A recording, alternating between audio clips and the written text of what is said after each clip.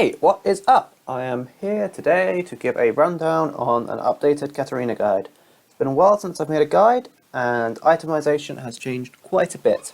So first, let's just jump straight into it. What items should we be buying at the start of the game? We've got the three choices. I've taken the boots option out because I don't think boots. If you really need the movement speed, take movement speed in your runes. Don't start boots. Cat really needs a sustain option rather than boots for potions in lane right now, I feel. So the most common start I take is a Doran Shield.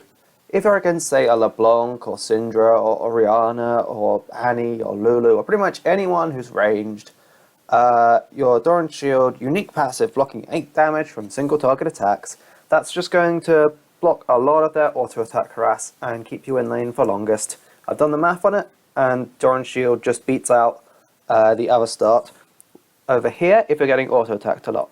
The next relevant start is a Dark Seal and Fillable Potion start. This is better for easier lanes or melee lanes. Maybe if you're against, I don't know, a Fizz or a Yasuo and you've got armor in your rune page already. The mana is useless, obviously, ignore the mana.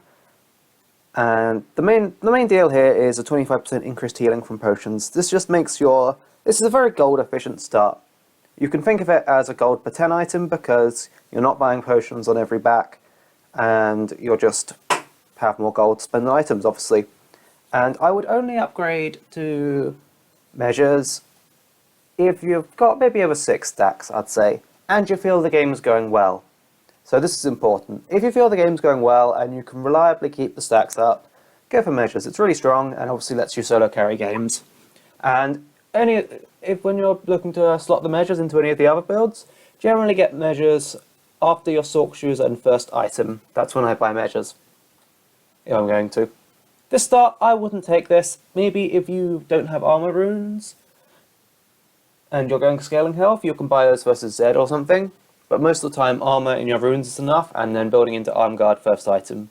I haven't mentioned this yet, and I will mention it later on, but don't buy Hourglass as your first item ever, apart from Zed. Zed is the only exception. If you're versus Talon or Yasuo or any other AD matchup, just buy the Seeker's Arm Guard, then go into your next core item, if that's going to be Ludens or Gunblade, depending on the situation. So let's move on. Oh, talk about Vision Wards. Always buy one of these as soon as you can without spending too much gold. And don't place it. That might sound a bit strange, but use your trinkets for vision and save a Vision Ward in your inventory for emergency ward jumps. Okay, first build path. Gunblade is insanely good right now. You are doing something extremely wrong if you don't buy Gunblade as your first item and you've been available to. I'll go into more detail at this at the end of the guide if you don't believe me, but trust me on this one, Gunblade is the best single damage item if you can buy it first. Its downside is its awful build path, but if you're getting it first item, you can somewhat get away with this if you're having a slow laning phase, or you feel like the game's going pretty well, so you don't need any magic resist. Which leads me into the second build.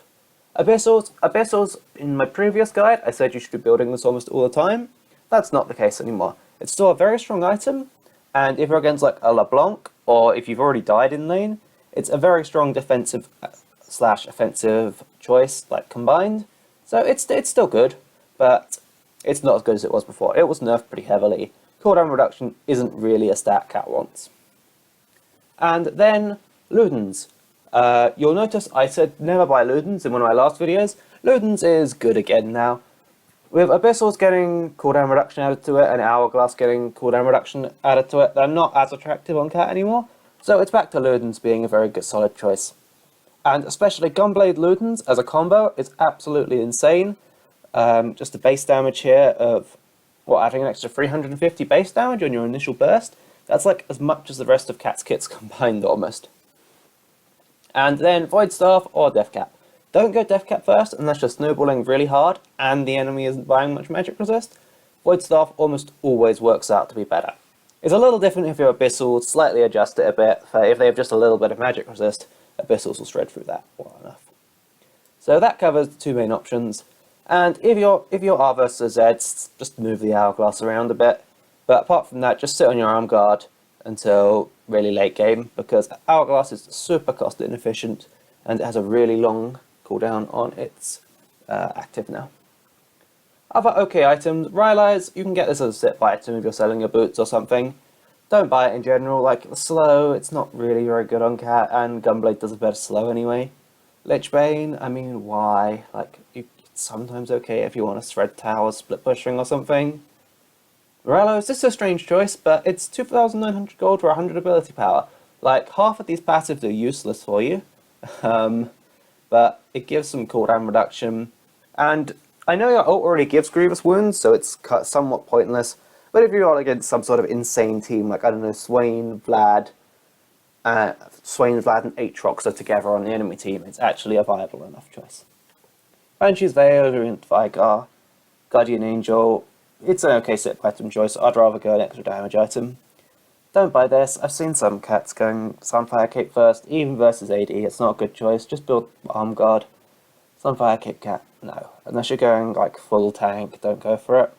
Haunting Guys and Leandries, you're a tank, you're an assassin, not a DPS mage. Don't do it. I don't think anyone even thinks about taking that. I've seen some people thinking about this, but no, it's not as good as Gunblade. And like, what do you need to dash forward for? You've already got Shumper, Lichbane, like, just Nash's Tooth, no. And Quicksilver Slash, some people recommend taking this versus Malzahar or Warwick. Just don't. Just wait for them to use their ult on someone else before you jump in. Like, it's a real waste of gold on Cat. Okay, now we're done for items. And I'll now talk on Gunblade at the end of this video. So now for runes. Sure. This is the normal rune page you should be running. Magic Pen Quints, Magic Pen Reds, Scaling Health Yellows, Magic Resist Blues. This is your normal matchup. I take this into like 95% of my games. Cat versus AD, this is if you're versus an AD lane. Pretty self-explanatory. The same Magic Pen, just take Scaling Ability Power Blues. Don't take this if you're versus an AD lane and the jungler is an AP jungler, because you don't want to get one shot by Nidalee when she ganks you at level 3. This, and if you don't take, buy Cloth Armor if you don't take this rune page, if you're versus Zed or something. And the one last one to note is Cat Move Speed. This is situationally viable if you really want to go for roaming versus a really hard lane, like, I don't know, Cho'Gath. If you're like 100% focused on roaming, or if you're versus someone with lots of skill shots, like Ahri or Xerath. This is a very personal choice here. It's not a big deal. This scales pretty well. It's really up to personal choice. I take a few more scaling magic resist because you're relying on dodging the skill shots in lane, so you might not need as much base magic resist to survive lane. Masteries, there's not really much other choices than this. The big one here is do for Secret Stash, not Assassin. You're not going to be 1v1ing many people, and 2% is pretty irrelevant in lane compared to the extra potion timer. And I used to go Double-Edged Sword. It's good, but Feast is just so strong for laning phase. Seeing as Cat's weakest point in the game is just trying to get through laning, this extra flat health just helps to survive that difficult time. Right, and the last thing I want to talk about is Gunblade. Right, let's have a look through this. 40 attack damage, 80 ability power, instantly heal 15% all damage dealt. Oh no, all of Katarina's damage is AoE. Okay, when you look at Gunblade, ignore that this passive exists, okay? This passive doesn't exist, please don't talk about it.